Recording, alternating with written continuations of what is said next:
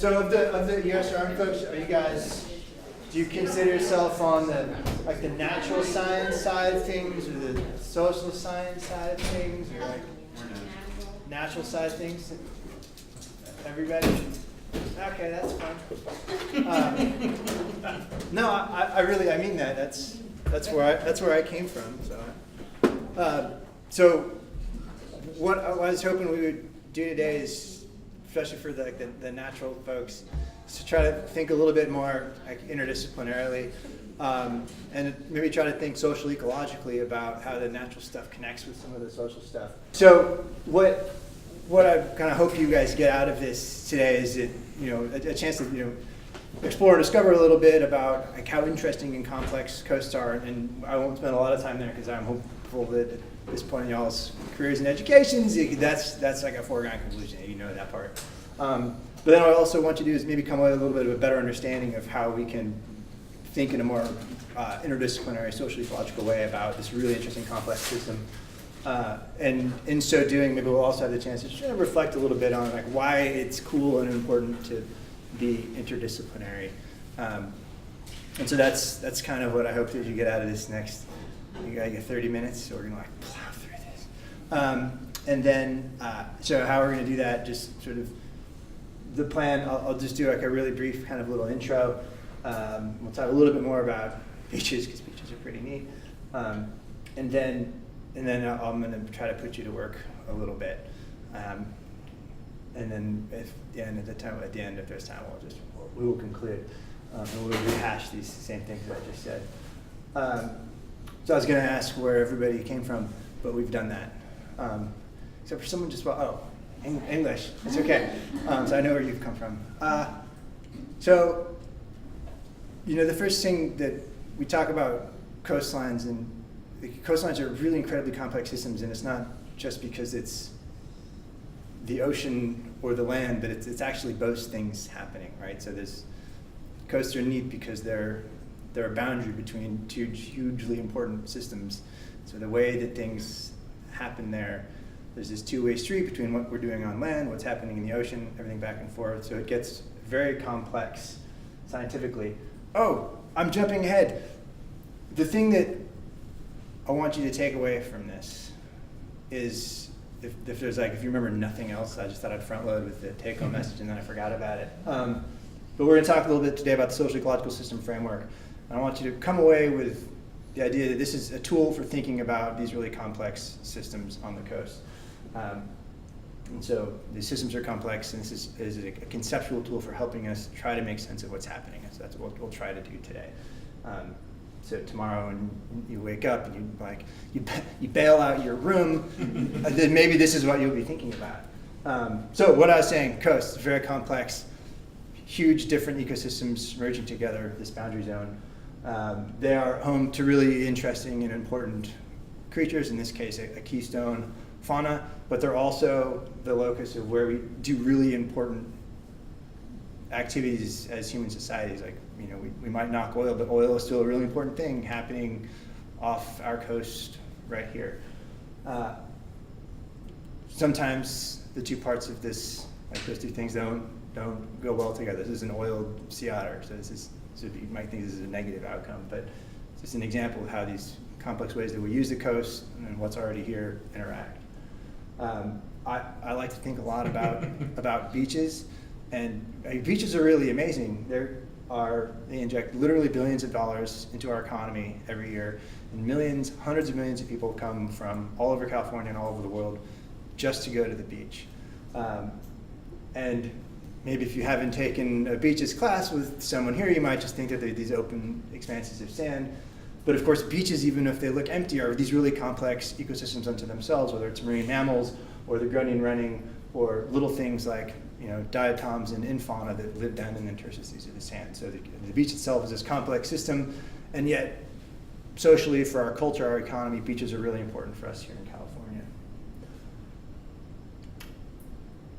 So important, beaches, the coastline. Even though the coastal counties, there's only about 20% of the land area in California, this is where everything happens here. So 20% of the land area, but almost 3/4 of the jobs, the GDP, the economy. So the coast is where the action is. And it is in large part because of some of the things we just saw, right? There's resources like beaches for tourism, like oil extraction.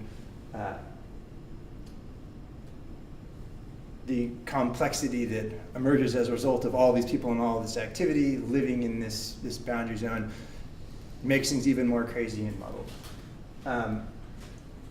And I love this statistic. This is, maybe if you remember, if you hard to remember a number, there's 15 coastal counties in California, and that's where 1 out of every 15 Americans lives, which is kind of staggering to me. It's a big country.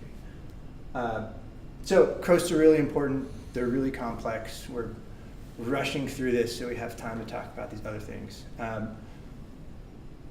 As a result of sort of all this activities, things we do, we are having some negative impacts. Could be marine debris, which is a fancy term for trash on the beach, which I know you guys are studying here. But right, this is a result of the fact that there's tons of people and tons of economic activity that are happening not just on our coast, but in coasts worldwide. I was up on the north coast of California in the winter of 2013, and we were getting tsunami debris from the tsunami in Japan. It was starting to wash ashore, like bottles with Japanese labels. So that's the whole point about the interconnectedness of coastal ecosystems in one place with the rest of the places. And that's a whole other fun topic for Kiki's oceanography class. So all these people, all this economic activity, they have negative repercussions, they have impacts. So even though there's these amazing benefits, whether it's jobs or a locus for our economy to happen, people to go and play at the beach, there's downsides to this. In some cases, it might even mean that the way that we make decisions about how we use the coastline might mean that beaches actually disappear entirely, right? So you can't go to the beach here. There used to be a sandy beach, now there is not. So that just doesn't mean that we can't go to the beach. It means that the marine mammals can't haul out there, the grunion can't run there, the diatoms can't live on the surface of the sand. So this complexity is starting to emerge, this interesting challenge to deal with. So it's not just sort of these hypothetical examples, like these are things that you guys are dealing with, like right here locally in the area. So this is the oil spill, and I know y'all were some of the first on the ground to try to figure out what was happening there. Right, that is a result of one of the ways that we as a coastal society interact with our coastline, and there's, for interesting geological reasons, there's lots of oil off our coast. And there's reasons to pump it out, there's reasons to leave it in place. No matter what we do, it sometimes ends up on beaches. Just another example, this is the power plant in Oxnard, Mandalay Bay. And there is an effort afoot to replace, I think it's a peak load natural gas plant, and the goal is to replace it with a more environmentally friendly power plant. But the whole issue over that is, well, why do you need to build power plants on the coast anyway? Well, it has to do with the way that they're engineered. So there's a coastal engineering component to the coastal management question of where we site a power plant. And then there's all these other issues that flow out of the other side of that. Like, well, where does the hot water, where does the effluent go? Does it have an impact on the ecosystem? If you had to choose between going to a beach and spreading out your towel in front of a smokestack versus, a nice green hillside, so there are social impacts, but there are also benefits, right? The lights are on, we need power, so it's complex. One other example, and this is one that I just find totally fascinating. This is an example from just down the coast in Malibu. If any of you had a chance to watch the little video,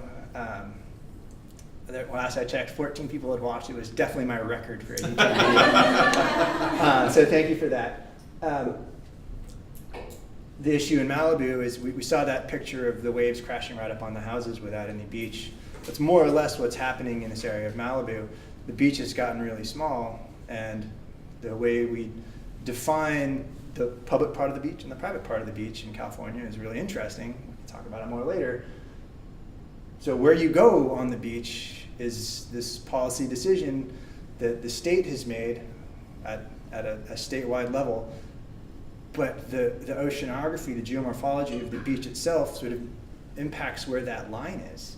So like where you as the public can go to the beach, maybe you can go there, maybe you can't, and it has to do with this intersection between policy and geology and oceanography. And now you add in sea level rise, and it gets even more complicated. So the takeaway is that coasts are really interesting, complex, messy places. Even if no one lived on the coast, you took people entirely out of the equation, they are still really interesting ecosystems. But it turns out that we're a very coastal species. It's not just in California where those figures apply. Pretty much anywhere in the world that you go, most of the people are at the coast. So how then do we, from a rigorous academic perspective, we want to understand what's happening there, but not just so we can be academic about it, but so that we can actually start to untangle some of these really challenging problems like beach access, like power plant siting, like man-made disasters, not natural disasters, but man-made disasters. So the way that I like to think about this really complex system, the way that I will encourage you to think about it is it's not just an ecosystem that society lives next to, right? That they're this very coupled concept. So I'm just, show of hands, is anyone familiar, have you, other than me saying it already today, have you heard of this term, social-ecological system? Oh, great, we're talking about it. But this is the idea that we can't take people out of nature, and we can't solve environmental problems without really thinking about people, because societies and ecosystems are basically inextricably linked, because we're humans and we need stuff from the planet that we live on, and therefore we affect it. So the way we might define the social ecological system, and I'll just read this, is the complex arrangement of social and ecological variables, systems and processes, or variables, systems and processes that interact in multiple scales, impacts, and feedback. So trying to capture some of that crazy complexity. And within it, all humanly used resources are embedded. So talking about resources, we talked about oil, maybe you might think of fisheries, but you can zoom out and include other important resources, like air, which is really important for us to breathe. And so kind of one of the progenitors of the social-ecological system approach to thinking about the world is Eleanor Ostrom, who was, we'll talk a little more about that later on in this hypothetical course that you've joined for. So what I want to do now is I want to just pick one such example of where some of this complexity is present, and we'll see if we can't use the social-ecological model as a way to, we're not going to untangle all of it, we're going to try to start to at least think about what that complexity looks like by using the social-ecological framework as a sort of conceptual framing tool. So what I'm going to do is pass this around. I printed 15 copies. We can share. I think that's actually going to be enough. No, sorry. Let's be that student. I don't think you're going to need to share. I'm not a very fast counter, but I think we're going to be. I think this is going to be like pretty solid. So we're going to use this particular case study of what's happening in Malibu to try to think about this. So just take a couple minutes. It's about 500 words. Just take a moment. You should all get a copy. Let's take a moment and read this. Everybody pretty much get through this. So what's the issue that they're trying to deal with? Eroding beach. Eroding beach. The view is not as good as it used to be. Yeah, so this is Broad Beach when it was broad, and this is what it looks like today, right? So coastal erosion has really transformed the beach to the point that the name no longer applies. So what are the homeowners trying to do? What's their solution to this erosion problem? Trucking a bunch of sand Trucking a bunch of sand and nourish the beach. do a big, and not just nourish. What are they Sand dunes. building? Some sand dunes, and they're not just building sand dunes. What are they? Yeah, they're going to build the sand dune on top of a revetment. So this is the beach project area. It's a huge long stretch of beach, whole bunch of homes involved. And they're not just proposing to dredge up some sand and pile it on the beach. It's this really big engineering project. So this is the side view profile, and you can see that this is where the houses are. You can see from the picture we just saw that it looks like the water's already splashing up here. And so the idea is that they'll engineer this whole broad swath of beach, that they're going to relocate the revetment, which is a fancy name for a big pile of rocks, which is currently right up next to the houses. They're going to move this out, and then they're going to pile sand in front of it. And you can see here there's a public beach and the private beach, and it's based on the MTHL, which is the mean high tide line, mean high tide level. But so yeah, this really major engineering project that all these homes are going to do. So can I make the thing go up now? Oh, yeah, sure. So There's such limited access to that beach. Where are they going to bring all those trucks into? right. So promise me that you'll ask that Okay. again, because that's actually the current holdup on this project is how the sand will get there. Yeah, the logistics. Because I don't think I put the number up, but like 31 million cubic feet of sand, and if you like a big semi truck trailer holds maybe like 1,000 cubic feet of sand, and a million is 1,000, so 31 million is 30,000 truckfuls of sand. That's. Sorry, I was going to talk about it at the end, and you got me going on it. So I'll just explain it. That one of the holdups on this project right now is that they're going to bring the sand from basically up the Santa Cruz Valley, and so the project's halted right now because Fillmore and maybe Santa Paula, one of those other towns, successfully filed a lawsuit and said we don't want 31,000 truckfuls. That's why I was looking at it, 'cause I was. Oh, so you're doing the math? This whole thing had me so mad. It was 43,000 trips over like a 3 or 4 month period, and Moorpark agreed to it, but then Fillmore is, probably, it's just like. That's a classic. That's a classic case of like, these are the halves, right? And Right. then- Okay, so go table that. I want to talk about this, but not in Wait, this are you order. implying there's some difference in terms of socioeconomic insights? Yeah. So, what ecosystem are we talking about here? So, what is this like at the smallest scale? What is the ecological system that the sandy beach? What's sandy beach? Broad beach, right? So, broad beach. So a broad beach.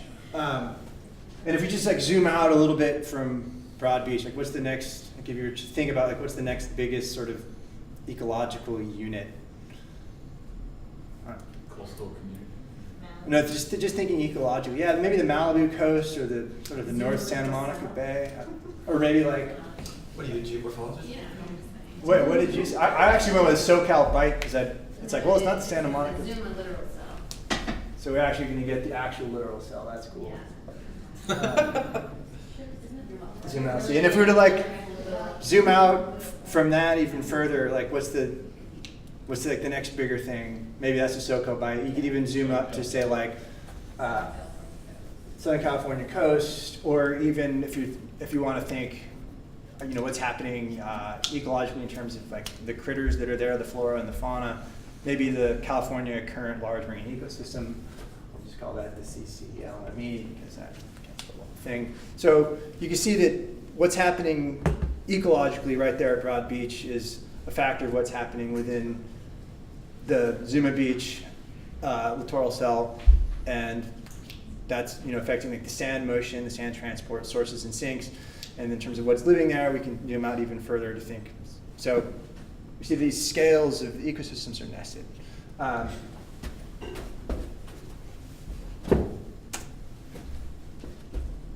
So what's the social system that we're talking about? What's that? Rich people. Rich people.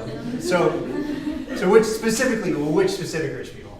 Malibu. Yeah, so the rich people that live on Broad Beach. So Broad Beach rich people. Old white men. Broad Are you Beach. talking about us? Actually, not talking about me. I know. So we Take a can, look your way. we can zoom out from these rich people, like what's sort of the next sort of social system scale that we might think about? What do they have to interact with to make some of this happen? Malibu. Yeah, Malibu, the city of Malibu. Stay out of Malibu, Malibu. And what's Malibu? Part of it is just one of many coastal cities in the Republic of California. So we see the same way that we've got sort of nested scales at the ecological level, we have nested scales at the social level. And depending exactly how you draw these circles, there's actually some correspondence, right? So the people at Broad Beach are most directly interacting with Broad Beach. The people in Malibu have, I guess they have probably multiple littoral cells along the whole Malibu coastline, but as you zoom out, there's this congruency between different scales. So this is kind of what we're talking about in terms of, so here's the ecosystem over here, and this is the social system over here. And I'm drawing them as separate circles, but as we're starting to talk about, like, they're not separate, right? These people are very much part of this ecosystem. So I want to take a minute now to actually, can you all read that, or do we need to put the thing down again? That's fine. So what I'd love for you guys to do is we're going to get into 3 groups. You can stay right there. Because we have like 3 ready-made groups. Good on you. And you guys, this is going to be group 1. You got Don, who's a social scientist, like a ringer. But I just want you to, we're going to take about 5 minutes, and I want your group to just, based on what you've read in this article, start thinking about, based on the problem that we discussed, erosion on Broad Beach, based on the solution that they have proposed, which is this big project, and in light of sort of this system, start thinking about what are some of the benefits and impacts just on the social side of the equation for what they're proposing. And then you guys as a group 2, guys, you can move around a little bit fast too. But start thinking about, Jen, you got it in there.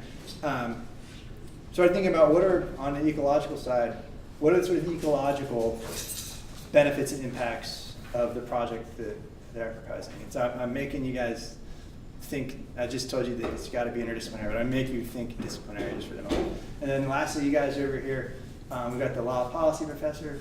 If you guys just take a minute to talk about amongst yourselves some of the sort of governance tools and challenges. And you don't have to know anything about this a priori. Everything that we want to talk about, it's already mentioned just in this article. So in the article, they're talking about social issues, there's mention of ecological issues, and there's mention of different sort of governance tools and challenges. So you can review the article, you got it in front of you, and you can just group up and talk. We're going to take about 5 minutes to talk about this. And as you're doing this, I'm going to just pass out sort of another little version of this, and it's got kind of a little cheat sheet at the bottom with some ideas and things to think about. So what kind of things you guys talk about? Give me a benefit. So we so we're social. So we talked about kind of the rich people in Malibu and then regular people. And so we kind of broke it down into some of the benefits. Obviously, the people that live along Broad Beach are going to have a beach. Their houses aren't going to fall into the ocean. So they're going to have that kind of exclusiveness back. So we can put a big arrow. So what they're going to do at the beach is definitely going to benefit the people that live right there. Mm-hmm. Yeah. What else? Property value is going to go up. I'm going to put that. That's just kind of like one of these. Yeah. Yeah. And then some of the other like costs and negative effects is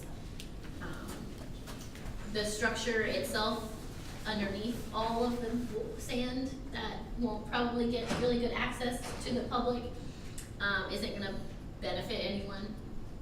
Right. And Fillmore and Santa Paula, those communities aren't gonna benefit from all those trucks and stuff like that. So that's sort of like the Broad Beach people causing this impact that To trickles other, up, yeah. up the social scale. But I mean, it will bring short-term jobs.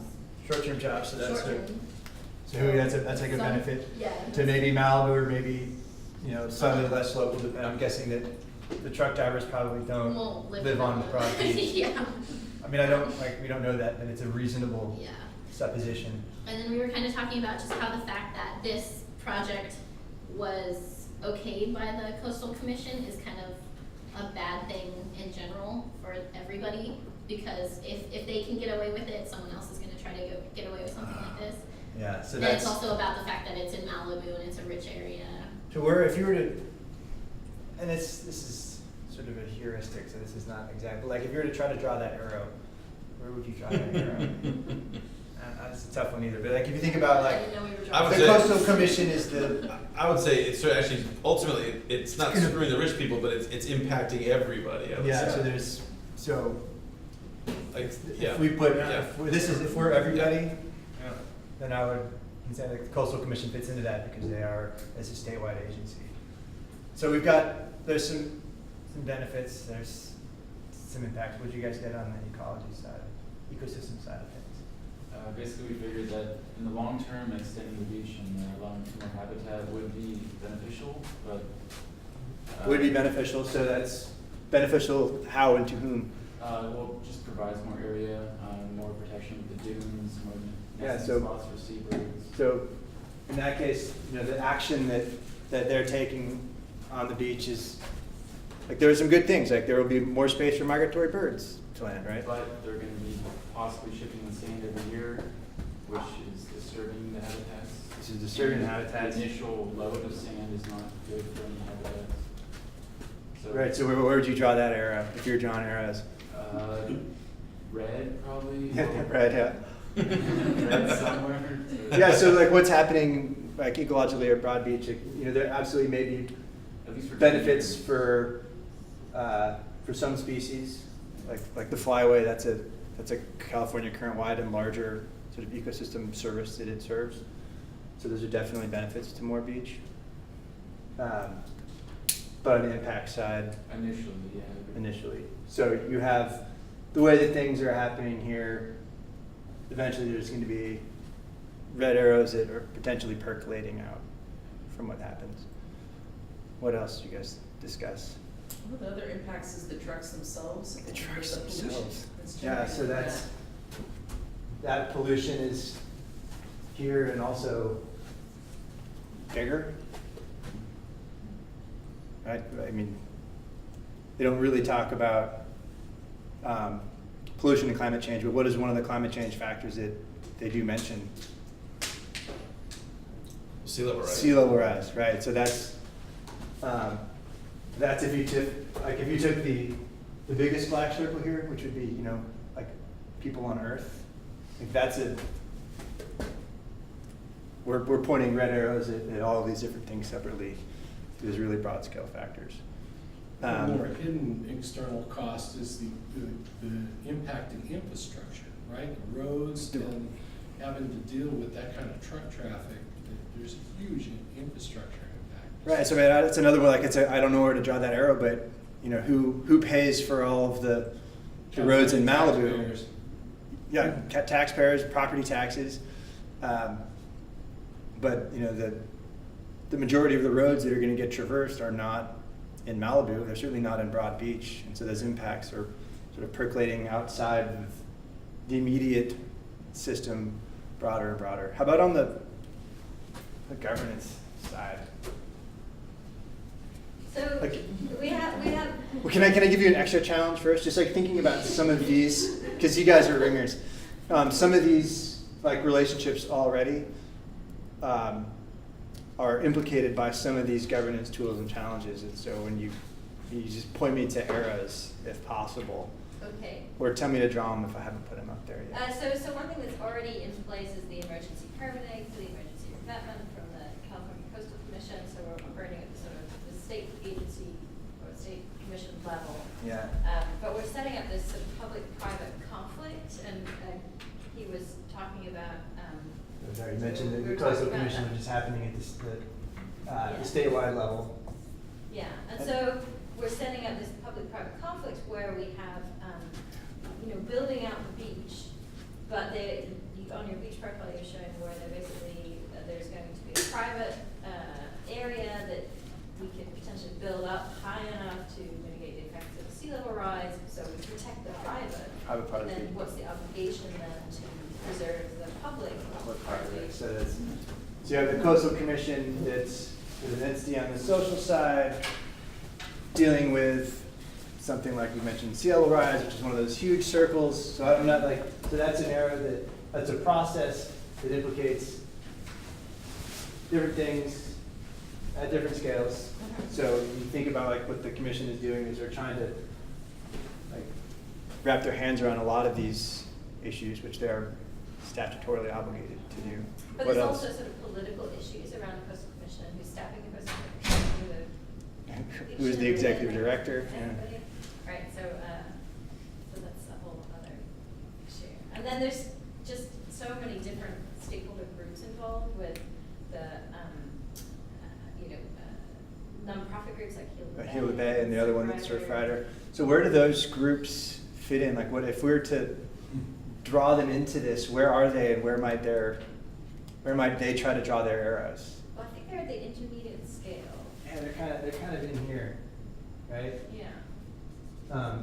Those particular ones. I mean, I guess Surfrider operates internationally, but think about the scale. Which there's probably Malibu-based local NGOs that are active on this also, but they don't necessarily get quoted in the LA Times. So yeah, so civil society is dealing with the governance. They're dealing with the people. They're dealing with the ecosystems, and so they're, depending on their scale, they've got arrows that are percolating out to all these different parts also. And then we're also setting up this sort of city versus city and county versus county issue. So those are like crazy arrows, just conflicts between these Yeah. different levels. We seem to have identified a lot of conflicts and not a lot of, but we'll sort of that's whatever. Yeah, no, sorry. Well, the other part that we thought about was FEMA, and, when you think about it, like, if this were coastal New Orleans, they would not, say, you can't get home insurance, or insurance companies, State Farm would say, sorry, we're not gonna, I never hear anybody say, we're not gonna insure the Dustin Hoffman, But that yeah, there's a natural disaster element that really, overrides all of this, at a certain level. They may be interested perhaps in beefing up the beach, but, in a bigger term, that's not a sustainable, Yeah, and that it kind of ties into on the social side. Like, who are the people that we're dealing with? They have resources to do this. I mean, where's the money for this humongously expensive project coming from? Right. It's not actually coming from the state.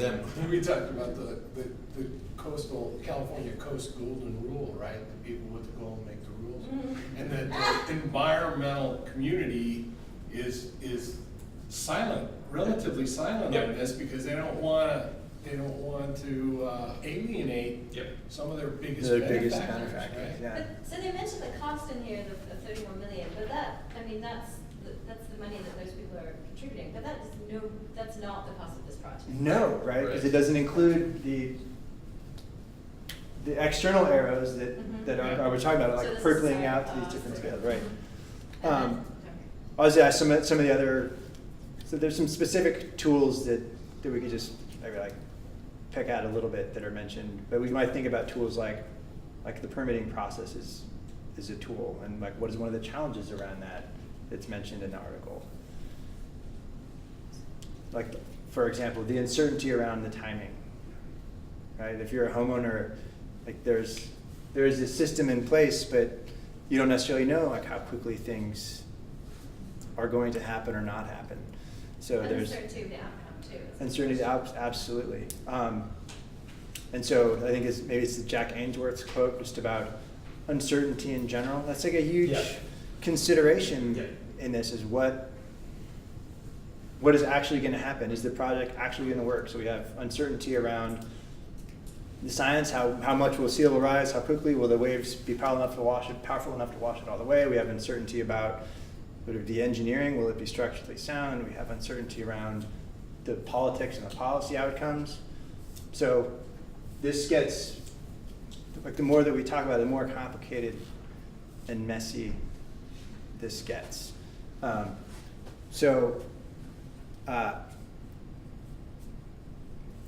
What we talked about a lot of really sort of just in doing this, we like raised a lot of really interesting issues. So questions like, who owns the new beach that's created? Like, well, they've got if you remember from the engineering schematic, they've got, here's the demarcation, public and private, is the mean high tide line in 2010, which may have been when they put this together, but what happens when that goes up? Who does the beach will get smaller? Does that change the line of ownership? So that these questions about ownership, about public-private beach are really interesting. Questions about the role of different agencies. One thing that isn't mentioned, I might have actually cut it out of the article just to try to keep things with a little ellipses to make things simple. One of the things that's really neat about this project is that the homeowners have gotten together to form a geological hazard abatement district to do this project. And so normally that's like if you and your neighbors live at the back of a canyon and you're worried about a landslide from the canyon, you can get together as a group of homeowners to deal with that potential landslide risk. And so it's a way of circumventing a lot of permitting challenges that we've been talking about, some of that uncertainty on the permitting and policy and process side. And so a bunch of homeowners getting together to do this on the coast has never happened before. And so so the coastal advocates are very concerned about this because it might lead to more big seawalls. On the other hand, instead of, how many homes is it? 121 parcels? They only applied for one permit. So that actually makes it much easier on the governance and management side that there's only the one permit instead of 121 separate permits or 121 separate seawalls. And so there's pros and cons to that approach also. So what the takeaway from that, just see how we did that, like it's this really big, complicated, messy thing. There's benefits and impacts, and they flow between the different parts of the system. They flow between the different scales of the system. We have some processes in place that try to deal with that, but it's kind of messy. But what we have now is sort of the beginnings of a way to start to make sense of this. And so depending what part of this process you're interested in, maybe you study the infauna in the sand, maybe you study some aspect of the shape of the beaches, maybe you study the way that people use and access the beach. This is a first step to starting to organize all the different parts of this crazy complex system to figure out what are the arrows that are relevant to the specific questions that you're asking, and how do they fit in with the rest. And we mentioned, I don't know if we can see this, it's not, the details aren't super relevant, but some sort of this very basic model of the social-ecological system of just sort of society and ecosystems and eras. We can start to think in a more sophisticated way about those arrows themselves and the kinds of things that are happening between the different sides of the different aspects, the different components of this system and how they fit together. So really quick summary. I'll just throw all those up there. They are indeed, this is a sort of messy, complicated system. There's all these different things happening. And we just talked about this one little project. If we were to talk about the power plant, there'd be some similarities and there'd be some differences. But there'd be a lot of differences, but it would still be this really complex, convoluted, sort of like overwhelming system. And until you start mapping it out, it's hard to tell how things fit together. And so I've said that. And so hopefully what's clear from this is if you really want to think about all the things that are and could be happening on the coast, just come to our final objectives as I'm watching the clock. It is a complicated, messy ecosystem, but this is sort of a first step towards figuring out how these things fit together. And if you want to think holistically about the whole system, it's tough to only know about one part of it. And so it helps to start thinking interdisciplinarily. And so for all of the ESRM students in the room, I know that's something you guys are actually doing. And so it's a really great way to step back and see how the different things that you're thinking about fit in with the whole. So just the takeaway, this is a tool, a conceptual tool for helping organize the way that we understand how everything fits together. And we've got, we went a little long. We've got a few minutes for questions, so what questions do you have about that? Well, that was good. That was great. Thanks for playing along. Maybe you didn't come expecting to have to work a little bit, so We appreciate that. probably should transition into our next talk, just to stay on time track. But real quickly, when you're teaching these types of concepts, are you introducing this initially and then coming back throughout the semester, or is this something that's more of like a contained week or two kind of module? I've done this content and this activity in both ways, actually. So I've done it with freshmen that have never seen any of this, to actually have to spend a lot more time sort of in that first part saying like scaffolding them up to the point where bringing together the different parts of the system makes sense. We also talk about it in our coastal science law and policy class, as a way of sort of situating, and sort of, you can talk about some science and you can talk about a policy lever that you would inform with that science to deal with a specific problem. And then it's nice at some point, it's almost as a reflection to say, and to look, these things really do fit together in a way that you lose sight of when you go from one thing to one thing to one thing. Cool.